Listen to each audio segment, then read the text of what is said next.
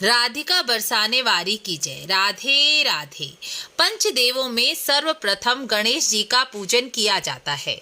बिना गणेश पूजन के कोई भी कार्य सिद्ध नहीं होता। शास्त्रों के अनुसार किसी भी शुभ और मंगल कार्य को करने से पहले गणेश पूजन करना बहुत ही आवश्यक है। भाद्रपद मास की शुक्ल पक्ष की चतुर्थी तिथि को गणेश जी का जन्म मां पार्वती के द्वारा हुआ था, इसलिए इसे गणेश जन्मोत्सव कहा जाता है। गणेश जी का मां पार्वती के द्वारा रखा गया विनायक नाम है, इसलिए इस दिन को विनायक चतुर्थी भी कहा जाता है। इस दिन अधिकतर लोग गणेश जी की स्थापना करते हैं। आज हम इसी के बारे में शास्त्रों के अनुसार क्या क्या नियम और ज़रूरी बातें बताई गई हैं वह जानेंगे। गणेश जी की स्थापना 1 दिन, 3 दिन, 5 दिन, 7 दिन या पूरे 10 दिन की जाती है। शास्त्रों के अनुसार तो गणेश जी का पूजन और गणेश जी की स्थापना 1 दिन की यानी विनायक चतुर्थी के दिन की ही बताई जाती है, लेकिन 10 दिन की स्थापना बाल गंगाधर तिलक ने शुरू की थी। यह तब की बात है जब देश में आज़ादी की लड़ाई लड़ी जा रही थी और सामान्य तौर पर किसी को भी समूह में खड़ी होने की मनाही थी। उस समय आज़ादी की लड़ाई किस प्रकार लड़ी जाए, कैसे लोग एक दूसरे से मिले, सूचना एक दूसरे से मिले, इसके लिए बाल गंगाधर तिलक ने जो गणेश उत्सव 1 दिन का था वह 10 दिन तक मनाया था, ताकि सभी लोग एक दूसरे से मिलकर आज़ादी की लड़ाई में सहयोग कर सकें। उनकी भावना सच्ची और अच्छी थी, इसलिए यह परंपरा आज पूरे भारत में अब तक चल रही है। वर्तमान स्थिति में अब लोग 10 दिनों तक ही गणेश जी की स्थापना करते हैं। इस 10 दिन में कई लोग 1 दिन, 3 दिन, 5 दिन या 7 दिन या पूरे 10 दिन गणेश जी की स्थापना और पूजा अर्चना करते हैं।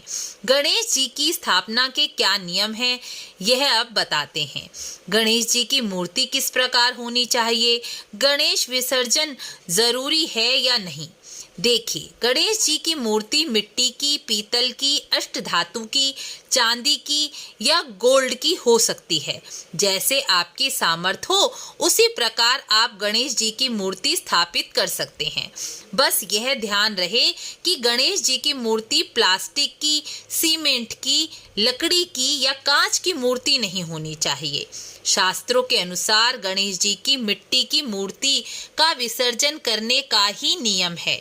गणेश पुराण के अनुसार किसी भी धातु की गणेश जी की मूर्ति का विसर्जन ना करके पूजन के बाद अगले दिन वह मूर्ति ब्राह्मण को दक्षिणा और 11 बेसन के लड्डू सहित दान कर देनी चाहिए।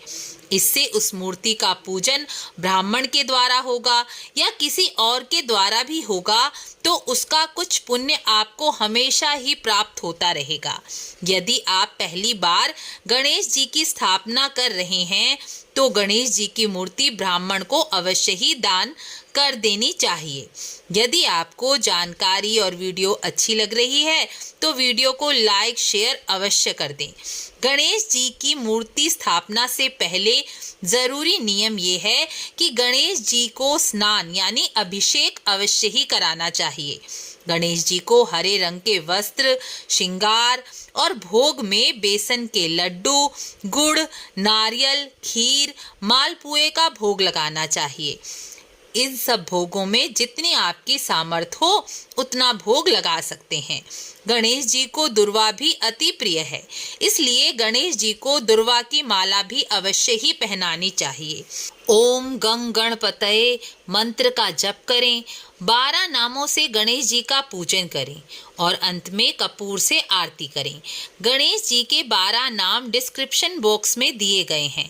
आप गणेश जी के 12 नामों के द्वारा पूजन करके गणेश जी की कृपा और आशीर्वाद प्राप्त करें और कमेंट में ओम गं गणपतये नमः जरूर लिखें। राधे राधे।